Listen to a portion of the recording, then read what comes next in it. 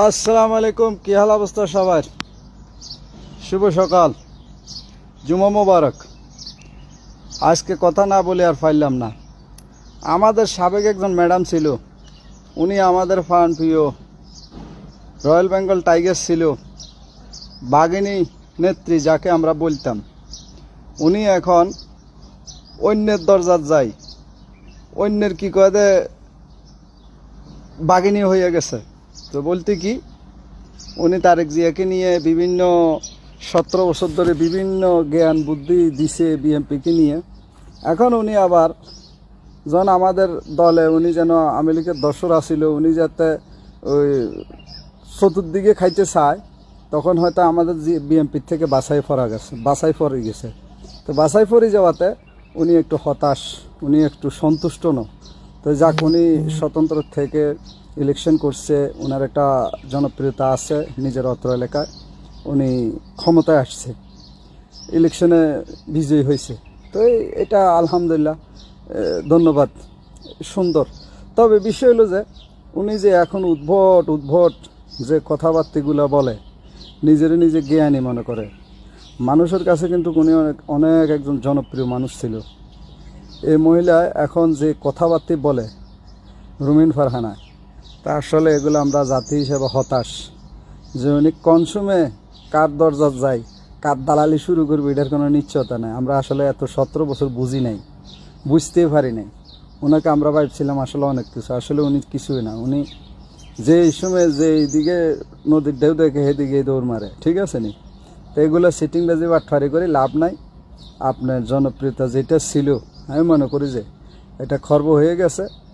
আর আমাদের দলে সঠিক সিদ্ধান্ত নিছে ইলেকশনের আগে, আপনারা দলের মধ্যে রাখে নাই, যার কারণ আপনার দলের জন্য এগুলো কীটপতঙ্গ।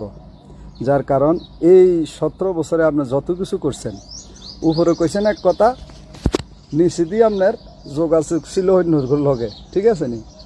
তো এইসব সিস্টেমের কথাবার্তা বলি মানুষের মন জয় করতে পারতেন না, মানুষের কিছু করতে পারতেন না। যদি কোনো রিয়েলে হইতেন, শুরু থেকে আখের পর্যন্ত কথা একটাই থাকতো। ইভেন আপনি যদি সঠিকভাবে বিএনপির লাই দলের লাই এত কিছু করিয়ে থাকতেন, অবশ্যই দলে আপনাকে সুবিধা বঞ্চিত করতো না। তো দলে আসলে সঠিক টাইমে সঠিক একটা সিদ্ধান্ত নিছে যে দুষ্টকারী লোকগুলারে নমিনেশন না দিয়া সুন্দর একটা উদ্যোগ রাখছে।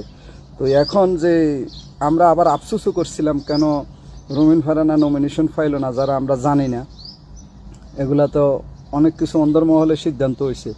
কিন্তু এখন বর্তমানে বাস্তবতার সাথে বুঝতে পারতেছি যে আপনাকে কেন ছুঁড়ে ফেলে দেওয়া হয়েছে। তা আপনি যে হাসি করেন তারেক জিয়ারে নিয়ে, ওই কি পোশাক কিনছে, কিভাবে করছে, কি হয়েছে, এগুলো সম্পূর্ণ উদ্ভট কথা, এগুলো সম্পূর্ণ শয়তানি ছাড়া আর কিছু না। তো সবাইকে অসংখ্য ধন্যবাদ। আপনি জ্ঞানী মানুষ, জ্ঞানী কথা বলবেন, আপনার সম্মান থাকবো। আর আপনি এই যে এখন ফেসবুকে আসে বহু মানুষ বহু রকমের কথা আপনারা বলতেছে, এটা কিন্তু আপনার সম্মান বাড়েননি। আপনি একজন ব্যারিস্টার, আপনি এই সেই জাতির কি বুঝাইতেছেন? পাগল খায় না এখন, বুঝছেন নি? এগুলো পাগল খাওয়ার সময় শেষ। ওকে, ইনশাল্লাহ। আসসালামু আলাইকুম, শুভ মোবারক, শুভ সকাল, জুমা মোবারক। সবার জ্ঞান অর্জন করেন, ভালো কিছু করেন, রাষ্ট্রের জন্য করেন। রাতে আপনাকে স্মরণ রাখবো এবং মানুষের কাছে কল্যাণমূলক কথা বললে মানুষের কাছে সম্মান পাইবেন, সম্মান খর্ব হইতো না। উদ্ভট কথাবার্তা বলি, এগুলা প্রপাগান্ডা সাজাইন না, কোনো ফায়দা নাই। বিএনপি আপনারা ছাড়াই ক্ষমতা এসছে, আপনার মতো রুমিন ফারহানা বিএনপিতে না থাকলে, এরকম যারা ছাটুগার দালাল কি গজে আছে, এরকম নেতা নেত্রী না থাকলে চলে। আলহামদুলিল্লাহ। আসসালাম।